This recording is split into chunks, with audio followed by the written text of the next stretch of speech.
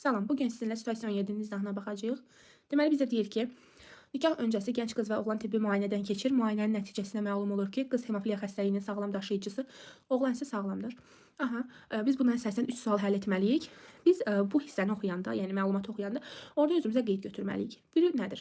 Deyir ki, qız hemofiliya xəstəliyinin daşıyıcısı, oğlan isə sağlamdır. Bunu bilməliyik. Bu necə yazılır? Və daha sonra suallara baxmalıyıq.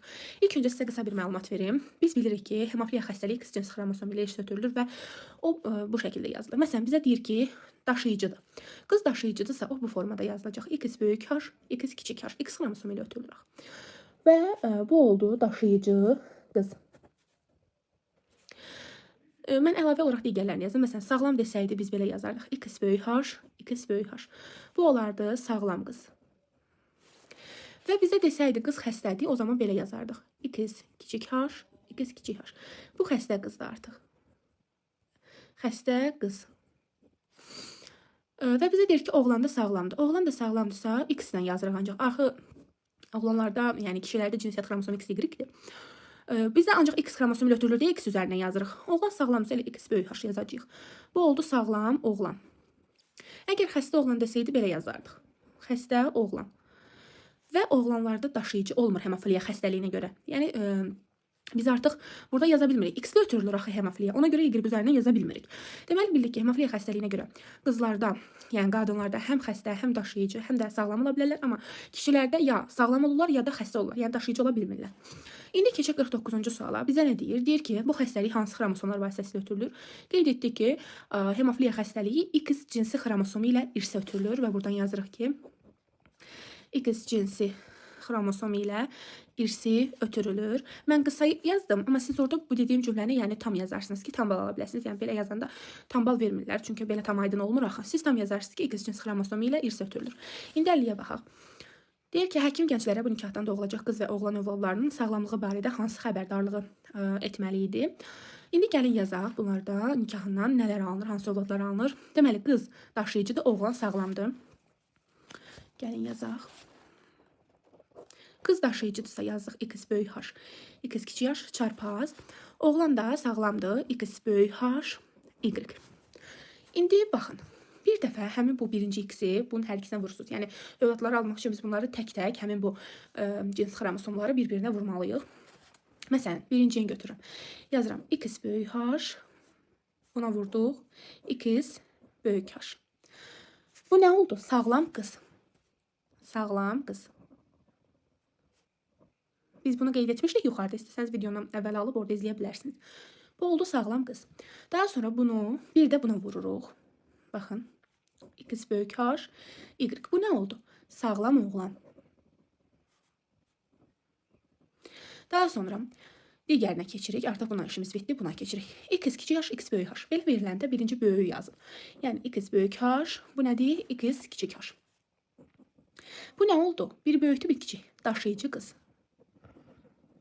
Daşıyıcı qız. İndi keçirik. X kiçik H, Y. Bir dəfə də buna vururuq. X kiçik H, Y. Bu nə oldu? Xəstə oğlan. Deməli, həkim bunları hansı məlumatı verməli oldu? Deməli idi ki, sizin övladlarınızdan həm xəstə, həm daşıyıcı, həm də sağlam övladlar dünyaya gələ bilər. Məsələn, burada da qeyd edə bilərsiniz ki, ətraflı yazmaq üçün. Övladlardan 1/4 sağlam qız, 1/4 daşıyıcı qız, 1/4 sağlam oğlan, 1/4 də xəstə oğlan oldu və yaxud da övladlardan 2/4 deməli, yəni 2/1 sağlam oldu, 1/4 daşıyıcı oldu, 4/1 də xəstə oldu. Belə də qeyd edə bilərsiniz, yəni geniş olsun deyə. 50-ci sualımızın da cavabı bu formadadır.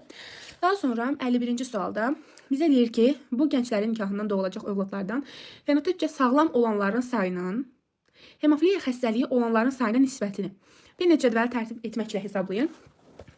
Deməli, gəlin hesablayaq. Sualımız da görünsün. Bizə dedi ki, hemofiliya xəstəliyi olanların nisbətinə, deməli, sağlam olanların sayını hemofiliya olanlara. Biz burada da qeyd etmişdik. İndi penneti də qurarıq. Baxın, sağlam olan 2 dənədir. Bir oğlandır, bir qız. Sağlamı bax bu ikisidir. Bizə deyir ki, hemofiliya xəstəliyi olanların sayına nisbəti. Xəstəliyi olan da bir dənə budur. Yazaq. İndi baxaq. Fenotipcə sağlam olan deyirsə, baxın, burada diqqət etməli məqamımız var. Fenotipcə sağlam deyirsə, bu da fenotipcə sağlamdır. Yəni, görkəmcə sağlamdır. Fenotip nədir? Onun görünüşü, görkəmi. Görkəmcə sağlamdır. Amma genetik olaraq biz buna baxsaq, bunda daşıyıcılıq var. Deməli, fenotipcə sağlam deyirsə, siz bunun üçün də götürürsünüz. Çünki bu görünüşdə sağlamdır. Amma biz onu yoxlanış etsək, görərik ki, həmin o geni daşıyır. Amma xəstə, yəni bilinir də hemofiliya xəstəliyi olan görünüş üçün onlarda, yəni ki, bilirsən ki, bu xəstədir. İndi baxın, Pennet cədvəlini necə qurursunuz? Mən bir qısa Pennet cədvəli qurum sizə. Çarpazlaşmanı qeyd edirsiniz və daha sonra yazırsınız. Qısa bir Pennet cədvəli. Yəni 4 dənə olan olsa daha yaxşı. Bu biraz böyük oldu, eyb yox. Yazardınız ki, deməli, buradan gəlin belə yazaq, yəni oğlanı qeyd edək. Oğlan sağlamdır, x böyük h, y-də heç nə yazmırıq. Qız da daşıyıcıdır. X böyük h, x kiçik h. Daha sonra yazırsınız. Bundan bunu çarpazlaşdırırsınız. X böyük h, x böyük h. Daha sonra bundan bunu. X böyük h, y. Və sıra bundadır. X böyük h, x kiçik h. Yekununda da x kiçik h, y. Pennet cədvəlində bu şəkildə qurursunuz.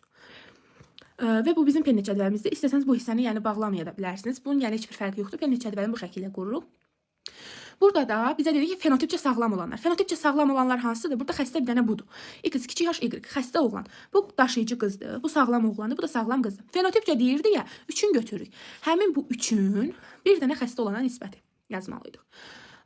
Yəni bizdə burada əsas bir məqama diqqət yetirməliyik. Fenotipcə sözü varsa, artıq siz görünüşü nəzərə alırsınız ki, bu sağlamdır.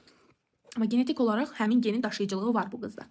Beləliklə biz situasiya izahımıza yekunlaşdıq. Ümid edirəm aydın oldu. Nəsə sualınız olsa qeyd edərsiniz. Sağ olun, salamat qalın.